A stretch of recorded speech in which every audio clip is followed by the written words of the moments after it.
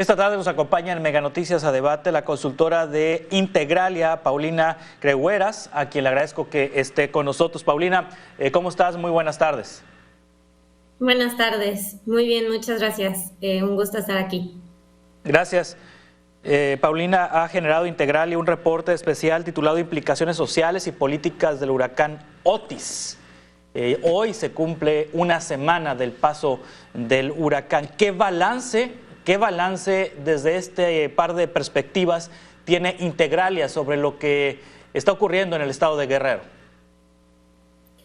Gracias, Juan Carlos. Sí, efectivamente hoy publicamos un reporte que pueden consultar en nuestra página www.integralia.com.mx y este reporte tiene como propósito sentar las bases para la reflexión de todo lo que viene después del huracán. No tiene como propósito ser algo exhaustivo porque los efectos del huracán los estamos empezando a conocer apenas, pero sí nos preocupan varias cosas y quisimos, digamos, poner el dedo en el renglón de varias cosas a las que hay que ponerles atención, ¿no? En primer lugar, pues está el hecho de que parece ser que los daños que va a sufrir, que sufrió más bien Acapulco y que todavía no sabemos pues la magnitud, no tenemos todavía datos totales de la magnitud, no tienen precedente, ¿no? Lo que se ha dicho hasta ahora es que pues hay daños en al menos el 80% de los hoteles de Acapulco, que se estiman daños en más del 98% de las viviendas. Ayer vimos una imagen satelital que dio a conocer Copernicus, este sistema europeo donde va dando detalle de las zonas que parecen dañadas, inundadas, posiblemente dañadas, destruidas y demás. Y pues estiman que más de 4.600 hectáreas de la zona costera fueron afectadas, esto es casi el 65%. Y las primeras estimaciones calculan daños y son muy preliminares, pero estas estimaciones preliminares calculan daños por al menos 15,000 millones de dólares. Esta estimación lo hizo Enkiops, que es una consultora que justamente es mundial y se dedica a ver estos temas. Entonces, bueno, partiendo de estos datos que no son nada alentadores, pues nos planteamos varias preguntas, ¿no? Primero, si la respuesta inmediata de parte de los 3 órdenes de gobierno fue adecuada o no. Y luego habrá que ver si la respuesta en los próximos días también lo es, ¿no? Vamos a ver que los efectos del huracán, pues más bien digamos, este tema nos va a estar dando de qué hablar por los próximos meses y quizá años. Entonces, pues habrá que estar poniendo mucha atención en todas las acciones que se implementen de parte de los 3 órdenes de gobierno. En cuanto a protección civil, digamos, ¿no? De entrada, esto que mencionaban hace unos minutos aquí en el programa, en cuanto al número de despensas, en cuanto a los litros de agua, parecen ser insuficientes para una población como la de Acapulco que se estima más o menos en 900,000 personas, ¿no? Se habla de 53,000 despensas, pues eso no es ni el 10%. Segundo, está también el tema del Fonden, ¿no? Ha generado esto mucha discusión en los últimos días. En Integralia lo que nos preocupa es que al haber eliminado el fideicomiso, porque el Fonden todavía existe, pero ya no tiene la naturaleza de un fideicomiso, ya es más bien una partida presupuestal, podríamos estar hablando de recursos insuficientes, ¿no? Para este año, en esta partida presupuestal, se contemplaron 18,000 millones de pesos, de los cuales creemos que ya solo restan aproximadamente 6,000. Entonces, y bueno, pues además este año ya está por terminar y el dinero, digamos que ya se gastó. Así que es muy probable que el presupuesto de egresos del año que entra se tenga que rediseñar para ver de dónde se saca dinero para este fondo de desastres, para ampliarlo. Y en lo que resta de este año también van a tener que ver de dónde le recortan y reconducen gastos, porque estos 6,000 millones no van a ser suficientes, aunque sea para lo que queda del año. Y este es un tema muy importante porque digamos que el que hubiera un fideicomiso aseguraba que hubiera un esquema de transferencias a todas las dependencias involucradas y había criterios dentro del propio fideicomiso para determinar cómo se asignaban esos recursos, ¿no? Por las pérdidas, por asignaciones y demás. Ahora es un poquito más arbitrario y sin duda el que sea arbitrario puede generar corrupción. Entonces también habría que estar muy alertas de posibles temas de corrupción en el reparto de estos fondos. Luego está, y eso no va en el reporte porque esto apenas lo vimos ayer, que se tardaron varios días en emitir la declaratoria de emergencia. Se emitió el viernes, se publicó en el diario oficial hasta ayer, no le dan el trato de huracán, hablan de vientos fuertes, entonces también ha generado muchas dudas por qué emitieron una declaratoria en primer lugar tan tarde y segundo sin hablar del huracán, ¿no? No tenemos del todo claro esa motivación. Y bueno, y finalmente mencionar que el hecho de que el huracán haya pasado o haya sucedido en Guerrero también le da un grado extra de dificultad porque Guerrero es un estado muy complicado. 60% de la población de Guerrero vive en pobreza, 22% vive en pobreza extrema, según los datos de Coneval que se dieron a conocer este mismo año. Y también Acapulco en particular tiene una relevancia clave en materia de turismo, ¿no? Y contribuye con casi el 80% del PIB del estado. Casi el 75% de los empleos formales del estado son derivados del turismo. Entonces, el hecho de que se haya dañado la infraestructura turística, pues va a tener efectos muy importantes en el empleo y también en el humor social y no podemos descartar también que en la criminalidad, ¿no? Sabemos que la presencia del crimen organizado en Guerrero es fuerte y habrá que ver si hay una estrategia bien diseñada para evitar que se aproveche el crimen organizado de esta situación y tome todavía más posición en el Estado. Entonces, pues nada, simplemente apuntar que hay muchos temas a los que ponerles atención los próximos meses, tal vez años, y que pues desde Integralia haremos un esfuerzo por justamente también darle seguimiento. Sí, vamos a continuar con vamos a desmenuzar este reporte y estos puntos que has puesto sobre la mesa, Paulina Creueras, consultora integral. Y ahorita en un par de minutos, si te parece, estamos en Mega Noticias de Debate, pues analizando las implicaciones sociales y políticas de este desastre natural.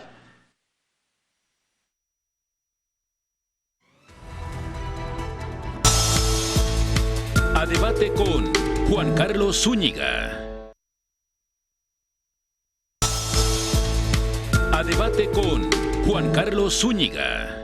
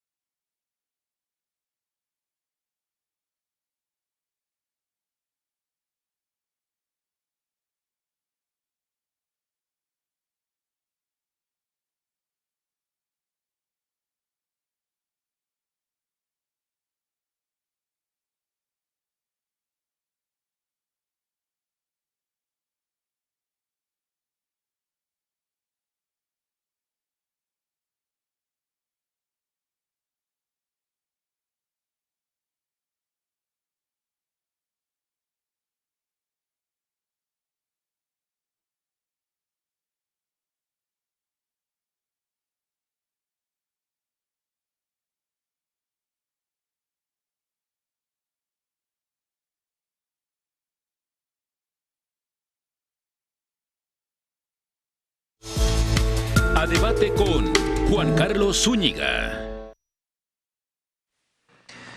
Continuamos en Mega Noticias Debate, estamos conversando sobre las implicaciones políticas, sociales, la reconstrucción de Acapulco Guerrero a propósito de que hoy se cumple una semana de este ciclón categoría 5 en Acapulco Guerrero y en zonas aledañas a Acapulco.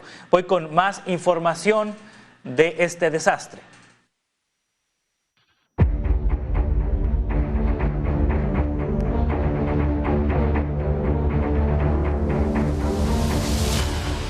Otis pegó con fuerza en Acapulco, pero no fueron los hoteles los primeros en recibir el impacto del meteoro. En realidad fueron los cientos de pequeños negocios de la playa que vivían del turismo. Que yo me dedico a hacer micheladas, chamochelas y cubanas. Vendo paletas, refrescos y sabritas. Pero nos quedamos totalmente en ruinas ahorita porque en sí el módulo se fue de lado y tuve que buscar compañeros para que me pudieran ayudar a levantarlo.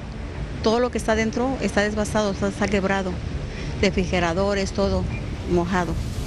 Carmen García es una de tantas microempresarias que lo perdió todo este miércoles pasado. De hecho, su puesto de venta de cervezas y botanas había sido una alternativa para independizarse y empoderarse. Las cosas nos fueron mal y tuve que empezar a trabajar para poder mantener a mis hijos. ¿Cómo se sentía usted? Pues muy bien, porque pues yo cuido a mi mamá también, que está un poco enferma, la cuido. Y lo que ahorita más me pesa es de que no haya ni medicamentos para darle a ella porque ella tiene una enfermedad en el cerebro.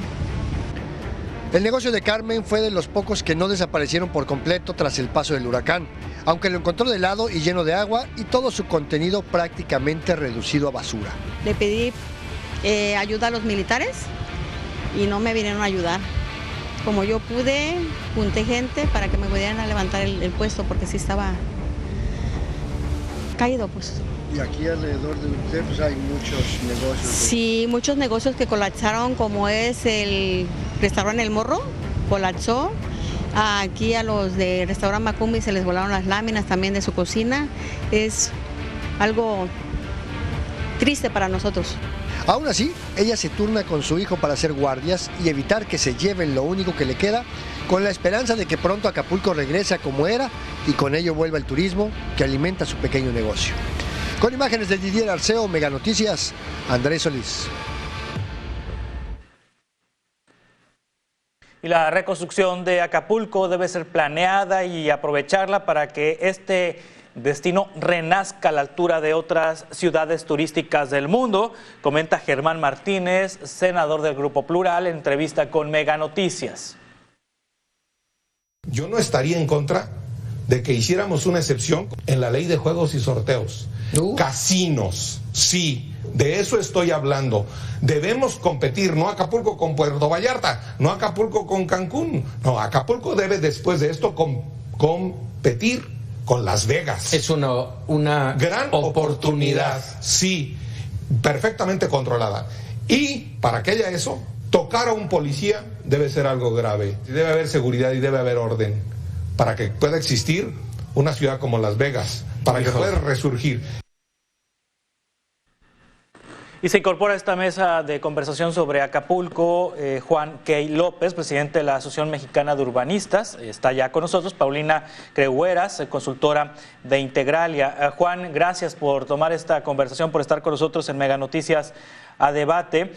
Hablando de la parte de la reconstrucción de Acapulco, hay unas primeras cifras, primeros datos que hablan de daños valorados por 15,000 millones de pesos, 15,000 millones de dólares, no de pesos. 15,000 millones de dólares. El gobierno federal asegura tener en este fondo de desastres naturales, que ya no es fideicomiso, 18,000 millones de pesos que se presupuestaron para este año, aunque nos dice Integralia que calculan ellos que queden 6,000 millones de pesos. El presidente López Obrador aseguró que los fideicomisos del Poder Judicial pudieran trasladarse a Acapulco, allá hay 15,000 millones de pesos o algún monto relacionado con esto, pero bueno, ¿quién deberá enfrentar la mayor parte de la inversión para reconstruir Acapulco? ¿Las aseguradoras, los particulares que no tuvieron seguro el gobierno. ¿Cómo hacerle, Juan? A ver, yo creo que hay que... primero, buenas tardes, Juan Carlos, buenas tardes, Paulina. Aunque esté equivocado el orden, primero Paulina y luego Juan Carlos. A ver, yo creo que no debemos de olvidar, porque somos de flaca memoria, lo que pasó en 1996 con el Paulina y luego en el 2013 con el Manuel, que se combinó con un huracán Ingrid que venía del Golfo y que causó grandes daños. El Manuel generó costos por 4.200 millones de dólares en aquel entonces. Hoy creo que las estimaciones más optimistas hablarían de una inversión que va a fluctuar entre 15 y 18 mil millones de dólares, no de pesos. Entonces, ese es el primer tema. El segundo tema es que hay responsabilidades claras de distintos actores. Al gobierno federal le toca reconstruir todas las vías federales, es decir, desde la autopista del Sol, los puentes, el viaducto Diamante, etcétera. Al gobierno del estado le tocaría reconstruir la infraestructura local junto con el municipal, infraestructura para el agua, drenaje, vialidades, transporte, movilidad, alumbrado, etcétera. A las aseguradoras, bueno, pues les tocará atender a aquellos que tenían seguro, que seguramente, seguramente, el problema es muy complejo porque las aseguradoras sabemos que están diseñadas para no pagar, ¿no? Son buenas cobrando y malas pagando. Ahorita Paulina decía, y con toda razón, que la falta de información a las personas en Acapulco previas a este desastre es realmente un acto que debiera de sancionarse. ¿Por qué? Porque cuando menos 24 horas antes sabía de la peligrosidad del fenómeno.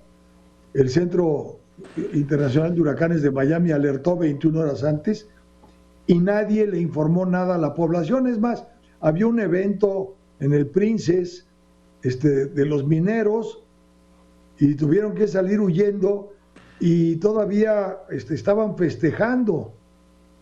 Es decir, yo creo que debemos estar muy indignados por la actuación de las autoridades de los tres órdenes de gobierno. Indignados, y me parece poco. ¿Por qué? Primero, porque no hubo información previa. Por lo tanto, no hubo ninguna acción que pudiera tener algún carácter preventivo para que las gentes salieran de sus casas, pudieran refugiarse en sitios seguros. No hubo nada de eso. En México pareciera que no aprendemos nunca las lecciones. Los dos huracanes a los que refiero, Paulina y el Manuel, era para que cuando menos en todos los edificios hubiera cortinas anticiclónicas, ¿no? Es decir, es de llamar la atención que ni los hoteles ni los condominios, hablando primero de esos edificios, no tenían ningún medio de protección. Digo, me parece increíble porque Acapulco ha sido víctima de huracanes. Ningún medio de protección en las ventanas. Dicen, oye, salieron volando los vidrios, pues si no había nada que los protegiera de entrada. Entonces, la prevención en México está demostrada y en Acapulco quedó acreditado que esa es una palabra que no existe, porque no hay autoridad y no hay protocolos de prevención. Leía yo un boletín de Protección Civil que decía que la población debía organizarse en brigadas para recorrer las zonas altas para tratar de rescatar, sobre todo a las personas que pudieran estar atrapadas. A ver, esto me parece absurdo porque para poder generar la construcción o la integración de brigadas es importante determinar qué tan seguro es el sitio que se va a recorrer. Es decir, hoy la posibilidad de deslaves, la posibilidad de caída de rocas, la posibilidad de desplome de viviendas, árboles, etcétera, es algo que es una constante, es absolutamente natural. Entonces, hemos tenido que recurrir, si es que hay, si el gobierno ha recurrido a algo, a imágenes que han producido en otros países del mundo para tratar de informar, para tratar de señalar cuál es la gravedad de los daños. En México ya debiéramos de estar haciendo levantamientos a base de drones de alta precisión para ver cuáles son las condiciones que prevalecen en todas las zonas siniestradas, todas. Pareciera que los noticiarios siempre sacan imágenes de la zona hotelera, de los condominios, de Punta Diamante. Yo les pediría que volteen al anfiteatro, que volteen a Ciudad Renacimiento, que volteen a las colonias populares, que nos digan, por cierto, cómo quedó el penal de Acapulco, que está encerrado en una colonia que se llama Emiliano Zapata. Crecieron 3 ríos que son los que fluyen en Acapulco, el Camarón, la Sabana y el río Papagayo. El río Papagayo dejó sepultadas las casetas de las bombas del sistema de agua potable de toda la ciudad. El río de la Sabana inunda, por supuesto, todo lo que es Ciudad Renacimiento. Entonces, yo no he visto una sola imagen del otro lado. Pareciera que lo importante es difundir los daños del Acapulco que nos gustaba ver. Pero nada más déjenme darles unos datos, no quiero robarles mucho tiempo. De los 780,000 habitantes que tiene Acapulco, 250,000 están en la zona del anfiteatro, es decir, la parte alta, y otros 250,000 en números redondos están en Renacimiento. Y ustedes calcúlenle que debe haber otros 100,000 en colonias populares hacia el centro de la ciudad. Estamos hablando de que el 70% de la población de Acapulco vive en condiciones de precariedad, ya lo decía Paulina, en términos de actividad informal, etcétera. Pero esa actividad se refleja en sus condiciones de vida, en su vivienda, en los servicios de los que disponían, en la accesibilidad a sus viviendas. Es importantísimo voltear a verlos. Hoy Acapulco tiene un enorme problema humanitario. Yo no quiero hablar de la reconstrucción, quiero hablar del problema humanitario que representa esto. Las despensas con las que lucran políticamente los funcionarios, empezando por el presidente, tienen un problema, van a pasar de moda, perdón que lo diga así. La gente, por supuesto, hace acopio de elementos de ayuda, pero ¿cuánto tiempo va a durar esta generosidad de la gente? ¿15 días? ¿Un mes? Ok, ¿y qué va a pasar dentro de un mes? La gente finalmente perdió 2 cosas que son brutalmente importantes: su trabajo y su vivienda. Entonces, yo me atrevo a sugerir acciones puntuales. La primera, hay que crear un programa de empleo temporal urgente. La gente necesita tener ingresos. ¿Quién puede instrumentar un programa de empleo temporal? Los empresarios, pero sobre todo las autoridades. ¿Para qué? Para que hagan trabajos de limpieza, de recolección, de ordenamiento, de selección de materiales, de separación, para ver la posibilidad de reciclarlos. Entonces, un empleo temporal, y estoy hablando de un empleo temporal de años, no de unos días, le permitiría a la gente asegurarse una fuente de ingresos para poder acceder a los suministros básicos en las tiendas, en los almacenes, en los mercados que se rehabiliten. Entonces, ahí hay un tema. El segundo tema es de salud pública, del cual no hablamos. ¿Cuántos días creen ustedes que puede durar Acapulco sin servicios médicos o con la precariedad de los servicios que prestan los hospitales dañados? Yo no me quiero imaginar esa tragedia humanitaria. ¿Qué urge? Aquí, cuando el COVID, se instalaron hospitales de campaña, literalmente, que decían que eran inflables. Esos hospitales se pueden habilitar muy rápido, estoy hablando de 2 meses, con camas, con equipamiento, con consulta externa para que la gente cuente con los servicios elementales de salud. Es decir, la crisis sanitaria que viene sin agua, sin saneamiento y sin hospitales, por el amor de Dios, nadie habla de eso. Entonces, yo les ruego que tomemos nota del problema humanitario que tiene que ver con lo que ya mencioné y con el tema de salud. Un tercer punto, sí. Se necesitan albergues. Hay que construir albergues. Durante los sismos del 85, sobre todo, se habilitaron albergues construidos ex profeso para que pudieran vivir familias enteras, dándole prioridad a la población vulnerable, a los niños, a las mujeres, a los ancianos. Hay que crear, hay que desarrollar un trabajo de ubicación de albergues que tengo malas noticias, van a durar años, como duraron los del sismo del 85. Entonces, ya debiéramos estar identificando terrenos y ubicando este tipo de construcciones temporales que no lo van a hacer tanto. Entonces, yo creo que debemos de pensar en el corto plazo el tema humanitario, el tema de salud, el tema de alimentación a través de un programa de empleo. Acto seguido, sí, yo creo que hay que replanear Acapulco. Es decir, ahora sí es trabajo de los urbanistas replanear la ciudad de Acapulco. ¿Por qué? Porque ahora con la devastación es posible comprar propiedades a bajo costo, demolerlas, generar espacios públicos, darle a la ciudad una cara nueva, una cara distinta, aprovechando la circunstancia. Leía yo o escuchaba a Germán Martínez, es obvio que la ciudad debe de renacer de sus cenizas, debe de renacer de sus escombros. Entonces, ese tipo de acciones son urgentes. Mencionaría una más. En Chilpancingo hay empresas constructoras. Eso de que todo el trabajo es del ejército me parece una verdadera, no sé cómo decirlo, tontería. ¿Por qué?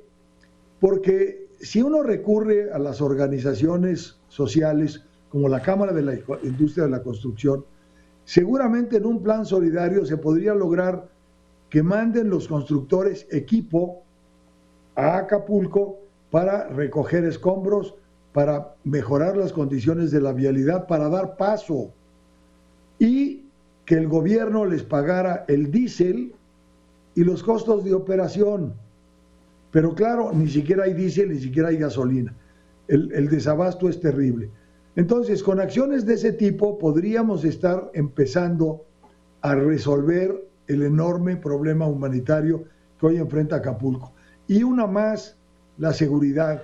La gobernadora tuvo el atrevimiento de decir que ahora que las empresas como Walmart y demás, perdón por el anuncio, abran sus puertas, tienen la garantía de que la policía municipal vigilará las instalaciones.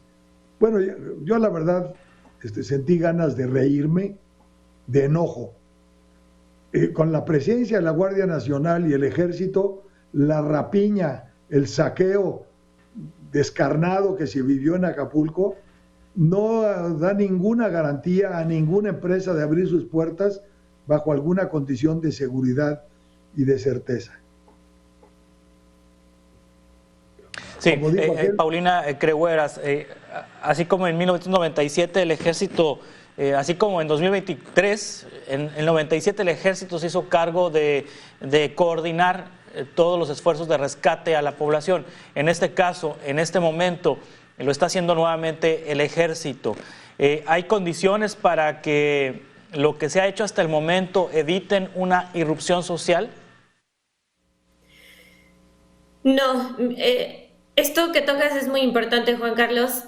Primero hay que decir que la presencia ahorita del Ejército se enmarca en este plan que conocemos, el DN3, ¿no?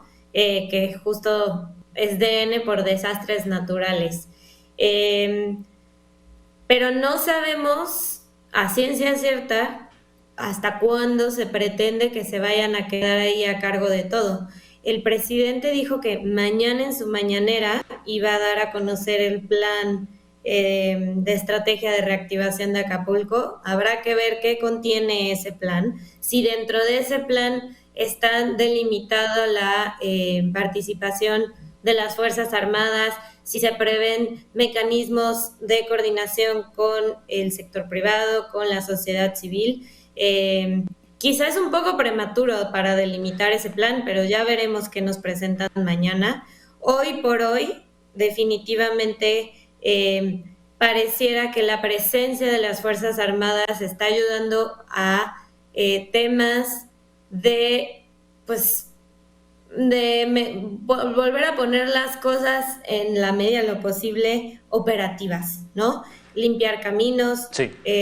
Rescatar embarcaciones, pero están descuidando de alguna otra forma las tareas de seguridad pública que también tienen encomendadas porque pues han asumido funciones que antes tenían las policías. Entonces, pues están haciendo un poco de todo, lo cual definitivamente es un problema. Quizá tengan demasiada carga y no van a poder con eso. Y si están enfocados en temas de reconstrucción, de tareas estrictamente, digamos, de protección civil y de salvamento, y están descuidando temas de seguridad pública, pues por supuesto que ahí hay una ventana para que, como decía yo antes, el crimen organizado tome más fuerza en el Estado. Y esto se suma, por supuesto, a que hay un caldo de cultivo social muy importante en el Estado, ¿no? No es solo el que haya desatención de parte de las autoridades de seguridad, sino que las condiciones propias están generando irrupciones porque no hay insumos suficientes, ya decíamos, las despensas no van a ser suficientes, no hay trabajo, no hay ingresos. Entonces, definitivamente es un contexto que puede dar lugar a muchos problemas. Muy bien, vamos a continuar ahorita en 2 minutos.